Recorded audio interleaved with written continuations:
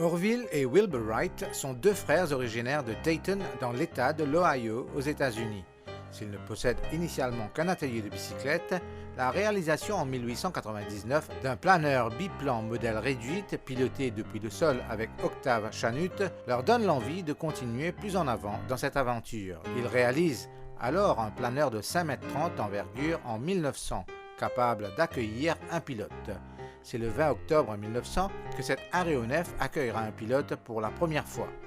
Après de nombreux vols sur planeur entre 1900 et 1902, ils effectuent fin 1903 leur premier vol motorisé. Les frères Wright se sont distingués de leurs prédécesseurs et de leurs contemporains par leur approche analytique et expérimentale du problème. Leur contribution essentielle sera d'avoir correctement analysé la mécanique de vol du virage et d'avoir réalisé en 1902 les premiers vols contrôlés grâce au couplage de la gouverne de direction et du gauchissement des ailes.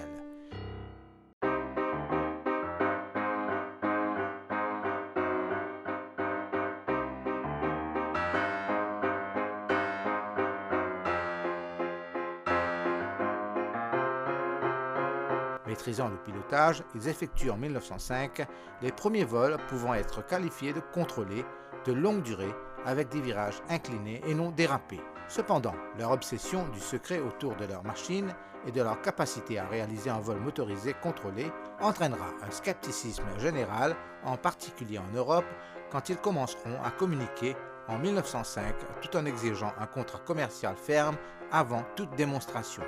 Cela explique le décalage de plusieurs années entre les premiers vols contrôlés de 1905, à l'écart de tout spectateur dans les dunes de Caroline du Nord, et des vols publics de 1908 en France, dans la Sarthe, où leur maîtrise du pilotage sera reconnue. Le 13 novembre 1908, Wilbur Wright gagne le prix de la hauteur de la Sarthe quand il dépasse facilement les 30 mètres imposés, en atteignant 45 puis 60 mètres d'altitude. Le 31 décembre 1908, Wilbur Wright vole une dernière fois à Haubourg pendant 2 heures, 20 minutes et 23 secondes. Il couvre une distance de 124,7 km et remporte la Coupe Michelin internationale.